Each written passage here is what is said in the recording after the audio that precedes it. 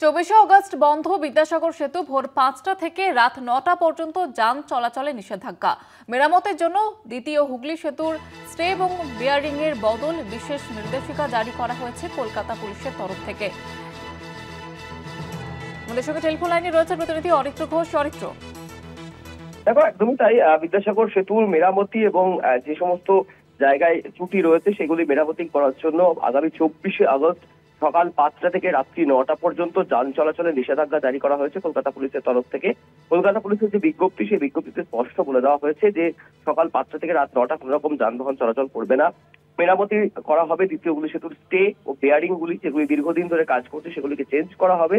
এবং একই সাথে যেভাবে বলা হয়েছে West bound all type vehicle, অর্থাৎ এজেসি বোস রোড থেকে জিরাট আইল্যান্ডের দিকে যে গাড়িগুলি যাবে সেগুলিকে ডাইভার্ট করে দেওয়া হবে। একই সাথে ওয়েস্ট বাউন্ডের যে সমস্ত গাড়িগুলি কেপি রোড থেকে জেএন আইল্যান্ড পর্যন্ত যাবে সেই সমস্ত গাড়িগুলিকে ডাইভার্ট করা হবে। এছাড়াও খিদিরপুর হেস্টিংস বাউন্ডের যে সমস্ত মালবাহী বা ভারী গাড়ি সমস্ত গাড়িগুলিকে ডাইভার্ট করে দেওয়া হবে আগামী 24শে আগস্ট সকাল 5টা থেকে রাত্রি 9টা পর্যন্ত। সামগ্রিকভাবে কার্যত যান চলাচল পুরোপুরি বন্ধ থাকবে দ্বিতীয় হুগলি সেতু বা বিদ্যাসাগর ব্রিজে। ধন্যবাদ জানাবো অরিত্র।